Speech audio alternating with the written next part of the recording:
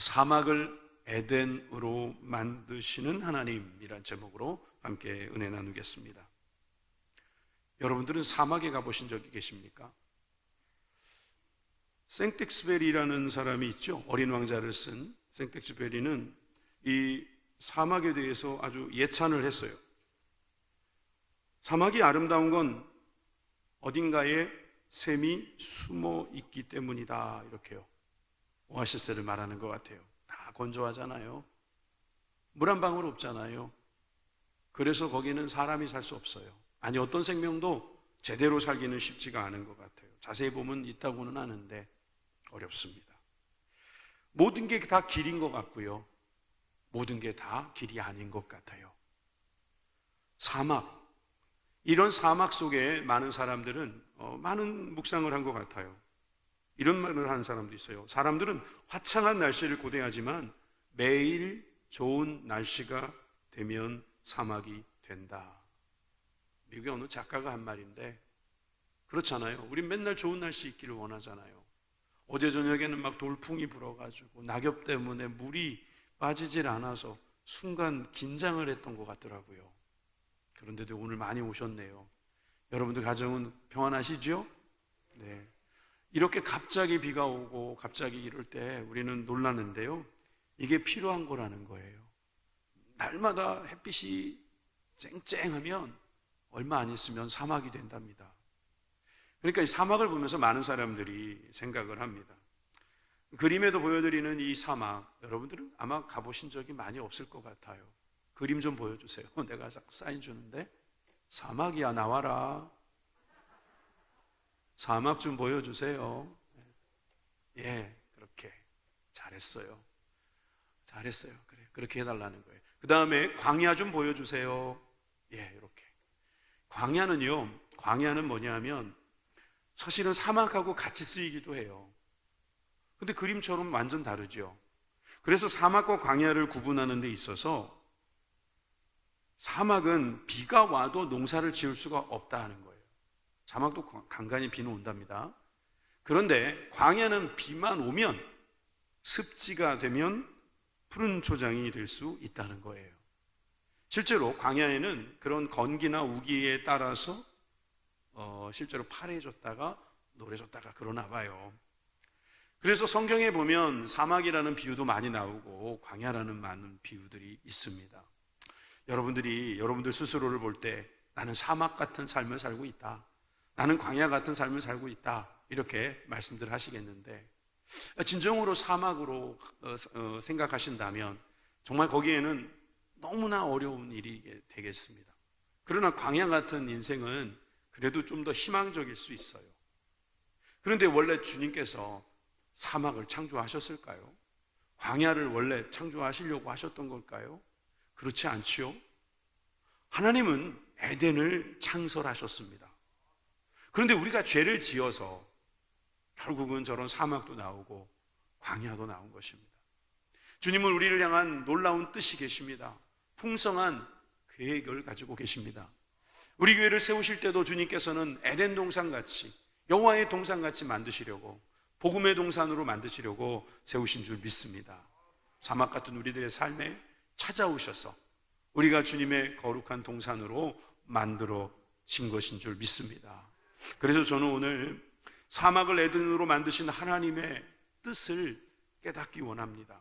여러분들과 함께 오늘 두 가지로 나누어서 살펴볼 이 이사야 51장은 사실 40장 이후에 주어지는 희망적인 위로의 메시지가 들어있는 것입니다. 역사적으로 보면 이 이사야라고 우리가 신학적 구분으로 했었을 때는 이게 바벨론 포로기에 쓰여진 거라고 하면 바벨론 포로 중에 예언된 말씀이라고 말할 수 있겠습니다. 그러나 이걸 역사적으로 볼 뿐만 아니라 우리 대부분의 교회들은, 저도 그렇고요, 정경적으로 보죠. 이사야는 한 이사야가 쓴 것으로 볼 때에 이 말씀은 참으로 우리들에게도 해당되는 말씀으로서 비단 포로기가 아니더라도 사막 같은 우리들의 삶 속에, 척박한 우리들의 모습 가운데 주님이 오셔서 우리를 새롭게 하신다는 것을 믿을 때 주시는 말씀인 줄 믿습니다. 여러분, 이 말씀을 믿으시길 바라요. 여러분들이 아무리 지금 어려워도요, 주님은 변화시키실 수 있는 분입니다. 우리가 잘못해서 그런 일이 일어났을지라도 주님은 그렇게 바꾸실 수 있어요. 그래서 기독교는요, 타자의 타력의 종교예요. 타력의 종교. 자력의 종교가 아니에요. 자기가 도를 쌓아서 어떤 힘으로 구원받는 것이 아니에요. 이건 자력 종교를 말하는 건데요, 소위 불교 같은 자기가 스스로 쌓아서 만드는 건 자력 종교라고 할 수 있어요. 그러나 기독교는요, 완벽히 타력 종교예요. 내 힘으로는 할 수 없다는 거예요. 나는 사막이요, 나는 광야지만 주님이 함께 하시면, 주님이 도와주시면, 주님이 비를 내리시면 우린 바뀐다는 거예요. 여러분, 이런 귀한 은혜를 붙잡고 살아가는 저와 여러분들이 되길 바랍니다. 그래서 두 가지. 첫 번째, 사랑하여 생각하여 보라. 죄송합니다. 생각하여 보라. 생각하여 보라. 이 말씀을 우리가 함께 생각하고 보자 합니다. 많은 사람들이 생각을 안 할 때가 있습니다. 그냥 습관적으로 살아갑니다. 특히 현재라는 것에 완전히 몰두되어 있는 분들은요, 그냥 닥친 거 생각하기 바쁩니다. 아니, 이건 생각이라기보다는 그냥 붙어있는 습관대로 해버립니다. 나이가 점점 드시면서 그런 경험들을 해보실 거예요. 내가 뭘 하고 있는 거를 우연히 발견하고 있는 거예요. 내가 뭐 하고 있지? 라고 생각할 수가 있어요. 그게 생각 없이 하다 보니까 그래요.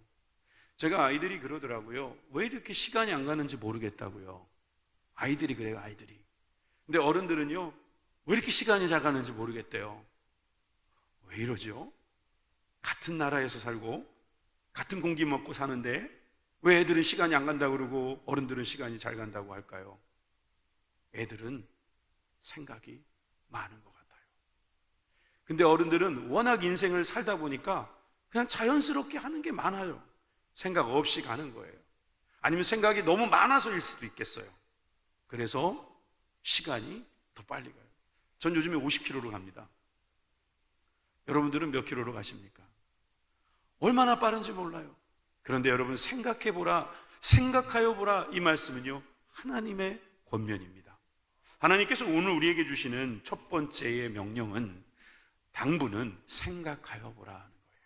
자, 1절 후반부부터 2절까지 우리 다 같이 한 목소리로 읽겠습니다. 시작. 너희를 떠낸 반석과 너희를 파낸 우묵한 구덩이를 생각하여 보라. 너희의 조상 아브라함과 너희를 낳은 사라를 생각하여 보라. 아브라함이 혼자 있을 때에 내가 그를 부르고 그에게 복을 주어 창성하게 하였느니라. 아멘. 자, 좀 더 보여주세요. 여기에 보니까 반석과 구덩이를 생각해 보래요. 여러분, 저 반석은 뭘까요? 저 구덩이는 뭐예요? 또 밑에 아브라함과 사라도 생각해 보래요. 여러분, 우리가 생각할 두 가지를 나누어서 한번 생각해 볼게요. 여러분, 저 첫 번째의 반석과 구덩이는 마치 채석장에 우리를 보낸 것 같아요. 채석장에 가보면 큰 돌이 있습니다. 근데 큰 돌에서 어떤 돌을 띄어냈다고 합시다. 그러면 거기에 구덩이가 생기겠죠. 물웅덩이라고도 할 수 있잖아요. 그런 것이 생기는 거예요. 여러분, 우리는 바위에서 떼어낸 돌이다 이 말이에요. 우리는 바위에서 나온 존재다 이 말을 이렇게 생각하시면 돼요. 화강암에서 떠내면 화강암이에요. 현무암에서 떠내면 현무암이에요. 여러분, 우리가 누구냐라는 것은요, 어디에서 왔느냐라는 것을 생각하라는 말씀이에요. 저 그러면 이 반석은 누구겠습니까? 우리 하나님이시죠. 우리 예수님이십니다. 우리는 하나님께로 왔습니다. 하나님으로 말미암았습니다. 우리 하나님께로 갈 겁니다. 여러분, 하나님께서 우리에게 생각하라는 것은 너희들이 어디서 왔는지 생각하라는 거예요. 우리 먼지 아니에요. 우리 단세포 아니에요. 우리 원숭이가 아니에요. 우리는 우연히 만들어진 존재가 아니에요. 우리는 이 비유처럼 반석에서 나왔어요. 그 반석은 누구냐? 바로 하나님이십니다. 하나님으로부터 우리가 나온 거예요. 성경엔 우리의 조상이 결국 올라가고 올라가면 하나님이라고 돼 있어요. 여러분, 하나님께서 우리를 창조하시고 우리를 자녀 삼아 주신 줄 믿으십시오. 여러분, 그 믿음으로 말미암아 우리는 생각을 하게 되는 것입니다. 내가 누군지를 생각해 보라는 거예요. 또 이 뒤에 나오는 아브라함과 사라를 보세요. 아브라함과 사라, 우리가 믿음의 조상이다, 위대한 종이다 라고 생각하는데 너희의 조상이라고 말을 하더라고요. 그러면 이거 1차적으로 이사야가 선포하는 그 당시에 이스라엘 백성들은 자신들의 조상 아브라함을 생각했을 것입니다. 아브라함은 한 사람이었습니다. 그리고 사라와 100세의 아이를 낳았어요. 완전히 죽었는 줄 알았어요. 완전히 메마른 땅인 줄 알았는데 주님께서 그곳에 물을 내리시고 그곳에 생명을 주셔서 그들이 하나님이 주신 자녀를 낳았잖아요. 본토 친척 아비집을 정처 없이 떠났어요. 정해진 곳 없이 주님께서 지시할 땅으로 간다고 나왔습니다. 그런 두 사람이, 아니 한 사람이라고도 할 수 있어요. 믿음은 아브라함부터 받았으니까. 여러분, 한 사람의 시작이 지금 무수한 이스라엘 백성들을 만들어 놨다는 것이죠. 엄청난 모래알 같은 하나님의 사랑하는 백성들이 있음을 그들이 보면서 생각해 보라. 그 말이 얼마나 중요한 그들에게 있어서 힘이 되었겠습니까? 지금은 바벨론에게 공격을 당하고 있고 아수르에게도 공격을 당했어요. 여러분, 그들은 그 전에 애굽에서도 있었어요. 애굽의 포로 생활도 했어요. 그런데 올라가 보면 아브라함은 그런 사람이 아니었던 거예요. 하나님의 언약을 받은 사람이었던 것입니다. 믿음의 사람이었던 것입니다. 그래서 우리가 힘들 때일수록 생각해 봐야 합니다. 무슨 생각이요? 내가 못났다, 내가 힘들다, 이런 생각이 아니라 내가 어디서 왔는가, 내가 무엇 때문에 이 자리에 있는가, 여러분 생각하시기를 바랍니다. 여러분, 이런 생각이 있는 사람들은 어떻게 할까요? 3절입니다. 나 여호와가 시온의 모든 황폐한 곳을 위로하고 그 사막을 에덴 같게, 그 광야를 여호와의 동산 같게 하였나니 그 가운데 기뻐함과 즐거움과 감사함과 창화하는 소리가 있으리라. 여러분, 저기 보세요. 사막을 에덴 같게 한대요. 이게 위로의 말씀이에요. 지금은 사막 같은 곳에 있지만, 지금은 광야 같은 곳에 있지만 주님께서는 에덴같이, 여호와의 동산같이 만들어 주신대요. 이거를 바라보고 듣는 사람이 기뻐하고 즐거워하고 감사하고 소리질러 찬양하게 된다는 겁니다. 여러분, 이 믿음이 있으시면 주님의 이름으로 아멘 하십시다. 주님의 이름으로 우리는 믿었습니다. 이 믿음이 우리로 하여금 위로가 되는 거예요. 지금은 눈에 보이는 게 없어요. 귀에 아무 소리 안 들리죠. 손에 잡히는 거 없습니다.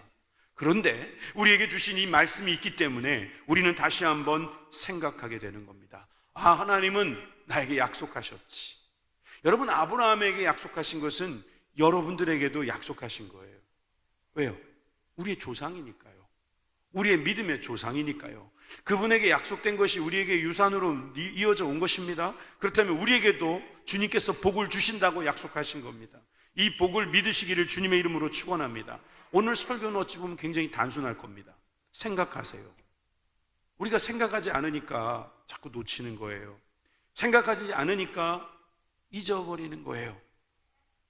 잃어버리는 거예요. 그리고 나중에는 없다 그러는 거예요.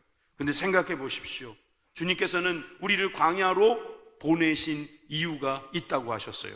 신명기 8장 2절과 3절에 보면은 광야로 보낸 이유가 나와 있는데 3절에는 이렇게 나와 있습니다.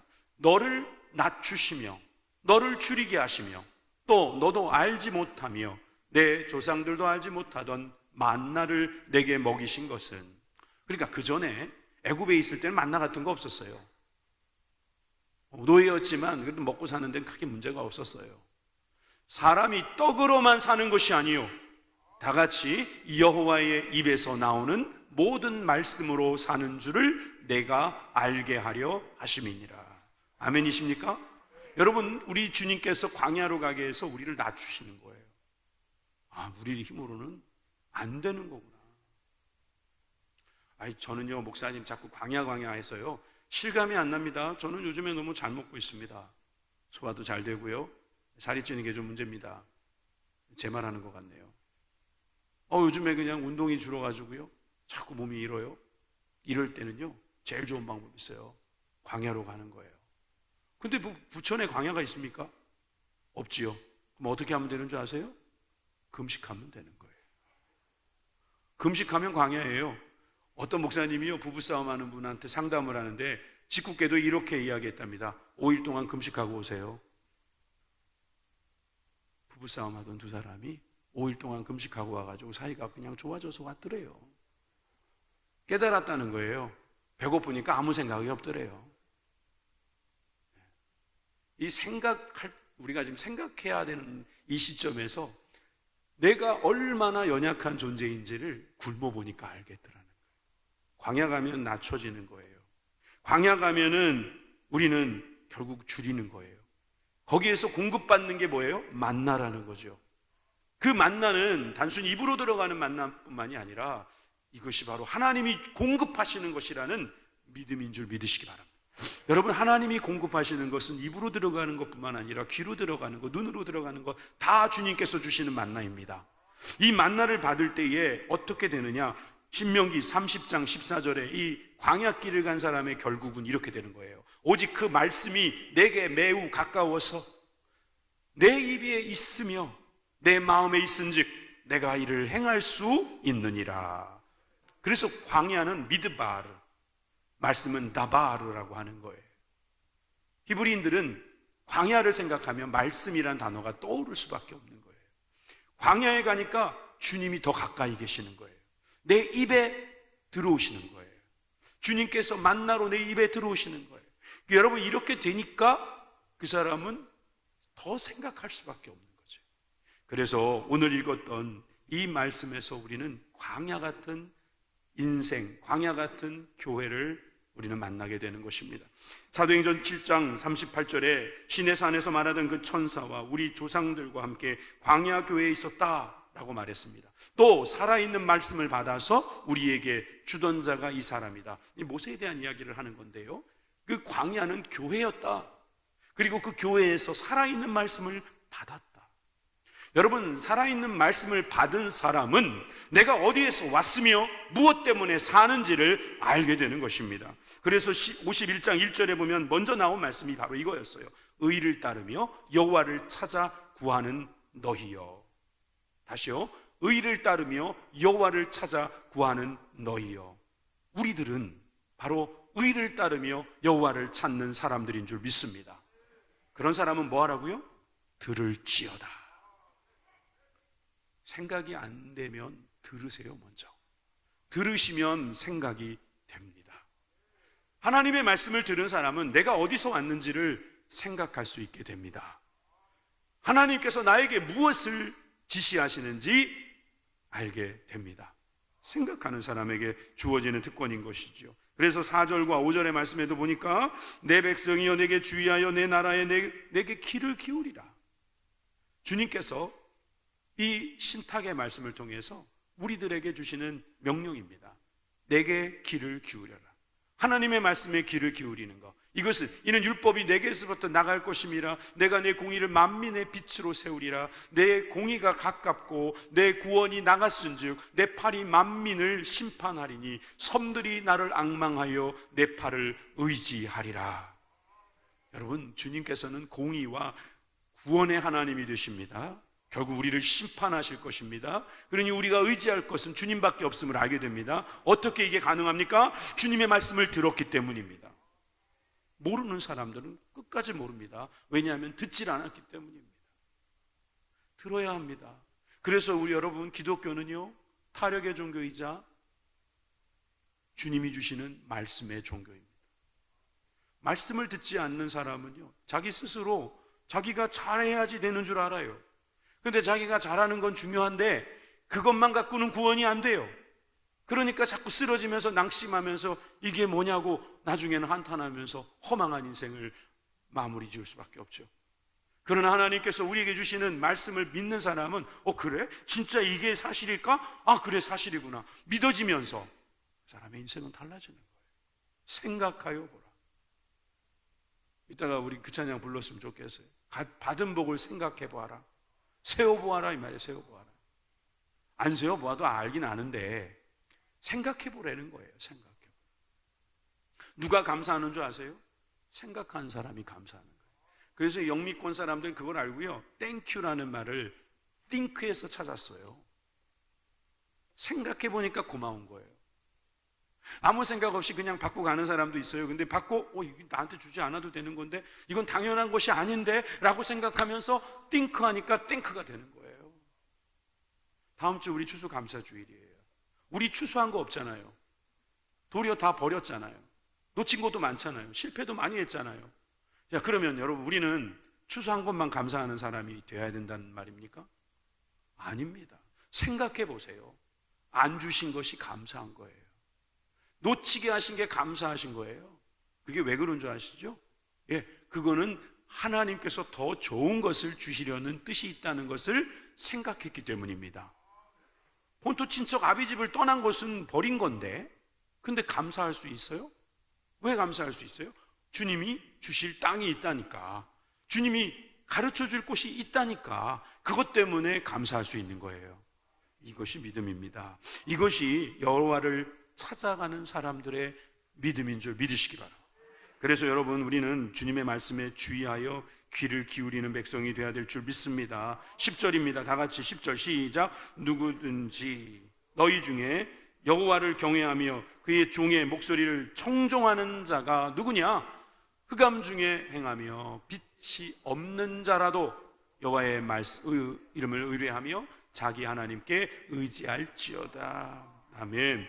이 바로 전장에 있었던 50장의 말씀인데, 이사야의 목소리를 청종하는 자가 누군가 봤더니 흑암 중에서 빛이 없는 자라 할지라도 의지하고 있는 사람들이다, 이 말이에요. 여러분, 누가 하나님의 말씀에 경청합니까? 어둠 속에서 주님을 의지하는 사람입니다. 그러니까 우리가 하나님 말씀을 듣는다는 것 자체는요, 주님을 의지한다는 거예요.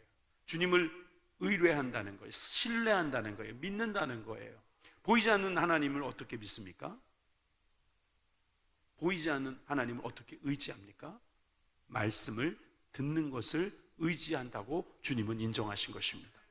여러분, 우리가 아침에 이 자리에 나와서 우리가 하나님의 말씀에 귀를 기울이고 담임 목사의 입을 통해서 증거되는 말씀 속에 성령의 감동과 감화를 통해서 여러분들 마음속에 믿음이 자라나고 있습니다. 그렇다면 여러분들은 주님을 의지하고 계신 거라는 거예요.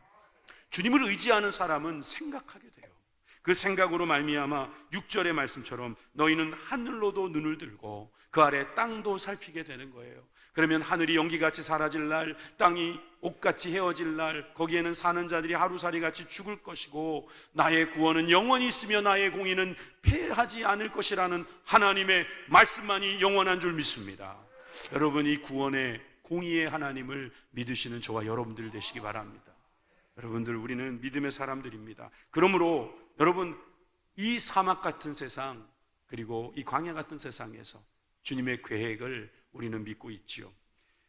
이사야를 가리켜서 어떤 분은 히트곡 제조 책이다 이런 말을 해요. 그래서 이사야를 히트곡 제조기다 이렇게 말하는, 판권이 있다면 아마 이사야에게 판권이 많이 갈 거다 이런 말을 하더라고요.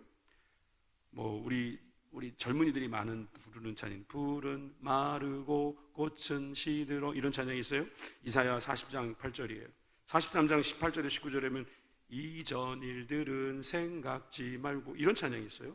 우린 잘 모르겠죠? 근데 이건 알 거예요. 이사야 11장 9절, 물이 바다 덮음같이, 또 슬픔 대신 찬송의 옷을 이렇게 입히시는, 그것도 61장 3절, 내가 너를 지명하여 불렀나니 너는 내 것이라.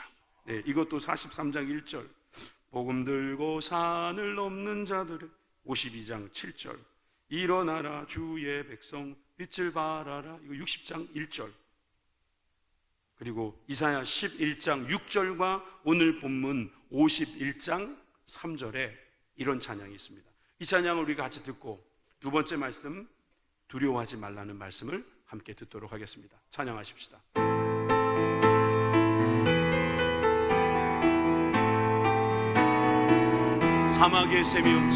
사막의 샘이 넘쳐 흐르리라.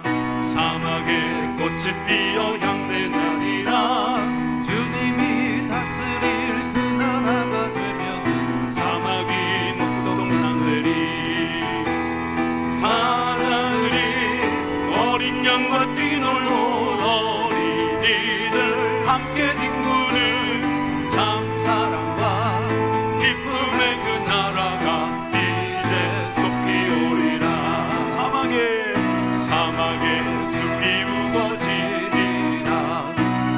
사막에 예쁜 새들 노래하리라. 주님이 다스릴 그 나라가 되면은 사막이 낙원되리라. 독사울에 어린이가 손 놓고 장난쳐도 울지 않는 참사랑과 기쁨의 그 나라가 이제 속히 오리라. 할렐루야. 그날이 올 것을 기대하면서 찬양합니다. 할렐루야. 주님을 찬양합니다. 여러분, 사막에 샘이 넘쳐 흐른다고 했습니다.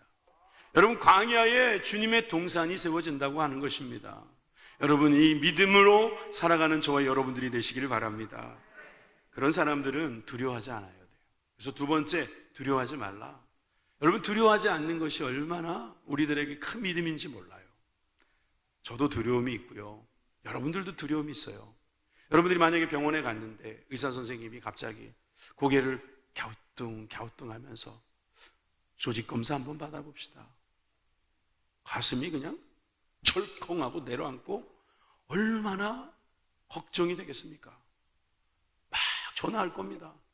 야, 조직 검사해야 된대. 여러분, 이게 바로 우리들의 두려움이에요. 엄청난 두려움이 우리들에게 다 잠재되어 있어요. 센 척해도요, 아무리 천하장사라도요, 두려워하는 게 있어요. 그래서 주님은 이 두려움이 가장 큰 적이라고 말씀하시는 거예요. 어떤 적이요? 하나님이 주신 믿음의 큰 적이 되는 거예요. 하나님께서 우리에게 주신 그 아름다운 동산을 살아가는데 큰 적이 되는 게 바로 두려움이에요.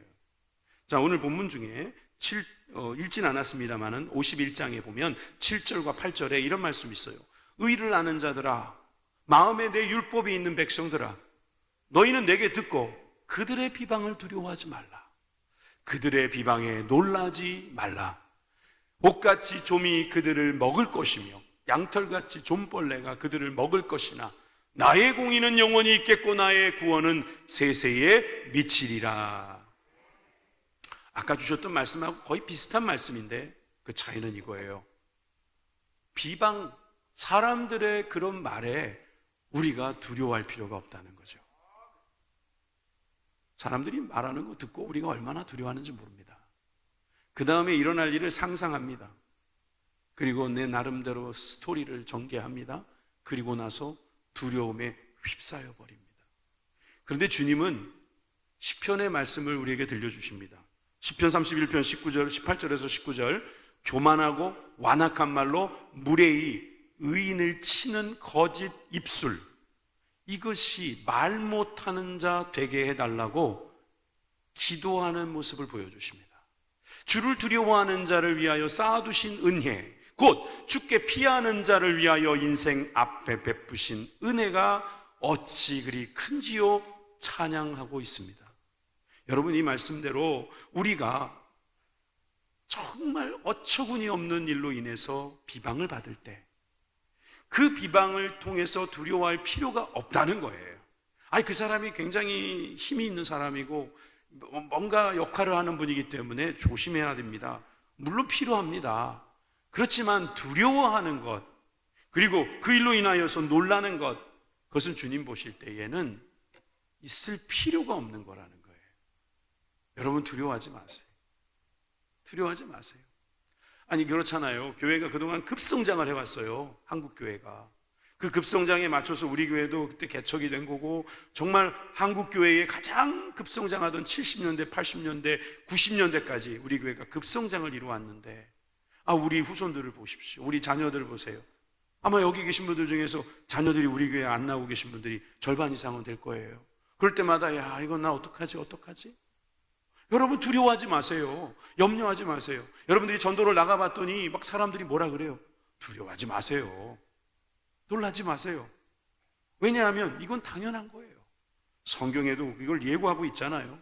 교만하고 완악한 말로 무례히 의인을 치는 거짓 입술은요, 그냥 주님께 기도해서 털어버리세요. 한번 따라해 보세요. 그러라 그래. 양희은 씨가 쓴 책 이름이에요. 그분은 암에 걸렸어요. 젊은 나이에 암에 걸려서 죽을 뻔했어요. 근데 자기가 살아보니까, 그분도 예수님 믿잖아요. 근데 그분이 그러는 거예요. 이 그러라 그래 그 말은 그 사람을 버리겠다는 뜻이 아니라 그 사람이 몰라서 그러는 거니까 그냥 그러라 그래. 여러분, 우리가 두려워하지 않아도 됩니다. 염려하지 않아도 됩니다. 그죠? 우리 주님께 기도하면 됩니다. 아멘이십니까? 자, 오늘 9절과 10절 계속 봅니다. 8절에 이어서 9절 10절은 이사야가 이제 주님 앞에 입을 벌려서 받은 그 신탁의 말씀을 듣고 하나님 앞에 고백하는 말입니다. 다 같이 시작. 여호와의 팔이여 깨소서 깨소서 능력을 베푸소서 옛날 예시대에 계신 것 같이 하소서. 라합을 점이시고 용을 찌르시니가 어찌 주가 아니시며 바다를 넓고 깊은 물을 말리시고 바다 깊은 곳에 길을 내어 구속받은 자들을 건너게 하시니가 어찌 주가 아니시리까. 아멘. 기도하는 거예요. 주님을 찬송하는 거예요. 주님께 아뢰는 것입니다. 주님은 깨어나셔서 우리를 건져주실 거라는 것을 믿는 거예요. 저기 보니까 라합이라는 단어가 나오죠. 깜짝 놀랐어요. 기생 라합을 왜 점이시지? 그런 뜻이 아니죠. 그죠? 용은 뭐겠어요? 마귀예요, 마귀. 마귀가 용으로 보통 대표되거든요. 근데 이 라합이라는 말은요, 어디에 나오냐면 이사야 30장 7절에 확실하게 나와요. 이사야 30장 7절에 보면 애굽의 도움은 헛되고 무익하니라. 그러므로 내가 애굽을 가만히 앉은 라합이라 일컬었느니라. 그래서 애굽의 다른 말이 라합이었어요. 자, 그러니까 이 라합, 애굽 같은 어떤 문화, 문명, 어찌 보면 이 세상의 세속, 이 모든 것들이 때로는 우리에게 헛되고 무익하다는 거예요. 이것을 주님께서 점이시고 또 이것을 우리가 극복하도록 만들어 주신다는 거예요. 세상 풍조는 나날이 바뀝니다. 여러분, 그것 때문에 우리가 실족할 필요는 없다는 거예요. 그래서 우리는 주님이 주시는 구속받은 자들로서 건너가게 하신다, 그렇게 말씀하고 있는 거예요. 9절과 10절입니다. 9절 10절 봤죠? 이사야 51장 12절입니다. 12절 다 같이 시작. 이러므로 너희는 위로하는 자들 나 곧 나니라. 나는 어떠한 자이기에 죽을 사람을 두려워하며 풀같이 될 사람들의 아들을 두려워하느냐. 아멘. 두려워하지 않겠다는 겁니다. 우리도. 이제 풀같이 사라질 사람들입니다. 죽을 사람들입니다. 두려워하지 말고 우리가 해야 될 일은 뭡니까? 기도하는 거라는 거예요. 기도하는 사람은요, 두려워하지 않습니다. 기도하는 사람은 어떤 사람인가 봤더니 그 기도를 통해서 하나님의 말씀을 자기 입에 넣는 사람이에요. 기도하는 사람은요, 그래서 옆에 노트가 필요해요. 하나님이 주시는 말씀을 적어야 돼요. 하나님이 주시는 생각을 적어 넣어야 돼요. 여러분, 기도하는 사람은 그래서 하나님하고 교제하려고 시간을 떼어놓는 사람이에요. 여러분, 회의해야 될 때가 있잖아요. 우리가 무슨 일을 하려고 하면 그것처럼 하나님 앞에 앉아서 말씀을 받는 거예요. 그게 기도예요. 그게 또 하나님 앞에 드리는 기도가 되어야 될 줄 믿습니다. 13절에도 보니까 하늘을 펴고 땅의 기초를 정하고 너를 지은 자 여호와를 어찌하여 잊어버렸느냐. 너를 멸하려고 준비하는 저 학대자의 분노를 어찌하여 항상 종일 두려워하느냐. 학대자의 분노가 어디 있느냐. 여러분, 주님께서 우리는 잊어버려야 될 건 잊어버리게 하시고 생각날 것은 생각나게 하실 것입니다. 두려워하지 마십시오. 그저 기도하시기 바랍니다. 여러분, 이 기도는 주님께서 16절에 보니까 내 말을 네 입에 넣어주는 것이다. 내 손에 그늘로 너를 덮는 것이다 그랬어요. 여러분, 우리가 기도할 때 주님의 말씀이 내 입에 들어오는 줄 믿습니다. 주님의 말씀이 내 마음에 채워지는 줄 믿습니다. 기도하는 시간에 주님 우리를 덮어주고 계시는 줄 믿습니다. 우리 교회를 주님의 손으로 덮어주셔서 여기까지 올 수 있었습니다. 주님께서 저와 여러분들에게 말씀을 공급해 주셔서 그 말씀으로 선포하며 또한 그 말씀대로 살려고 노력하며 수고하며 주님께서 주시는 길을 찾아갔던 것입니다. 이는 내가 하늘을 펴며 땅의 기초를 정하신다고 하시는 이 말씀처럼 우리 주님께서 하실 일들을 우리가 바라보는 거예요. 그리고 거기서 깨닫는 거예요. 내가 하나님의 백성이구나. 탕자가 먼 나라에 갔어요. 먼 나라에 가서 허랑방탕해서 이름이 탕자가 됐죠. 근데 만약에 이 탕자가 허랑방탕하지 않고 먼 나라에 가서 성공을 했다고 합시다. 뭐 증권을 하나 잘 샀든지 어떤 좋은 사람 만나가지고 사업을 잘해서 성공을 했다고 하는 가정. 뭐 성경에서 가정이란 있을 수 없지만 많은 분들이 그런 잘못된 생각을 하고 있으니까 저도 어쩔 수가 없어요. 만약에 탕자가 밖에 나가서 성공해서 그대로 집에 안 들어오면 탕자가 아닙니까? 탕자의 비유를 자칫 잘못 생각하는 분들이 있어요. 어떤 사람은 교회를 떠났는데 뭐 잘 먹고 잘 살던데, 뭐 믿음 저버렸는데 잘 먹고 잘 살던데, 그러면 탕자가 아니에요? 여러분, 그것이 세상 사람들이 쉽게 생각하는 생각일지라도 우리 그리스도인들은 그러면 안 되는 거예요. 탕자는 왜 탕자이냐면 하나님을 떠났기 때문에 탕자예요. 여기서 아버지가 하나님이거든요. 하나님을 떠났다면 그것은 탕자일 수밖에 없어요. 근데 그가 탕자로서 하나님 앞에 돌아올 수 있었던 게 뭔지 아세요? 생각이 난 거예요. 기도를 한 거예요. 그러니까 그것이 들어온 거예요. 그 마음이 뭐냐면 이러다 죽겠구나. 집에 가면 우리 아버지 집엔 좋은 곳이 있는데, 이게 얼마나 큰 축복입니까? 그러면 이제 또 염려할 필요 없는 거예요. 비방하는 소리에 두려워할 필요 없어요. 놀랄 필요 없어요. 이제 어디로 가면 돼요? 집으로 가면 돼요. 아버지께로 가면 되는 것입니다. 그런 사람은 너는 내 백성이다, 너는 내 아들이다, 주님께서 인정해 주신다는 말씀이에요. 여러분, 이 믿음이 있기를 주님의 이름으로 축원합니다. 요거 한 가지만 조심하세요. 취하지 마세요. 세상에 취하지 마세요. 17절에 보니까, 여기에 보니까 분노의 잔을 마신 예루살렘이요. 이 취하는 거예요. 분노에 취해버리는 거예요. 깰지어다 일어설지어다. 내가 이미 비틀거림을 치게 하는 큰 잔을 마셔 다 비웠도다. 이 술에 취하는 것도 알고 보면 두려움 때문 아니겠어요? 염려 때문이 아니겠어요? 걱정 때문이 아니겠어요? 허무 때문이 아니겠어요? 외로움 때문이 아니겠냔 말이에요. 이렇게 큰 잔을 다 마셔 비운 사람, 21절에도 보니까 취한 자여 내 말을 들으라. 주님이 구원의 손길로 우리를 구원하신다. 공의의 손길로 구원하신다. 여러분, 두려워하지 마십시오. 염려하지 마십시오. 여러분, 그것이 오늘 우리들을 에덴 동산으로 바꾸시려는 하나님의 뜻인 줄 믿습니다. 마지막 이 말씀 읽고 마치겠습니다. 이사야 41장 10절 말씀 다 같이 시작. 두려워 말라. 내가 너와 함께함이니라. 놀라지 말라. 나는 내 하나님이 됨이니라. 내가 너를 굳세게 하리라. 참으로 너를 도와주리라. 참으로 나의 의로운 오른손으로 너를 붙들리라. 아멘. 기도하시겠습니다.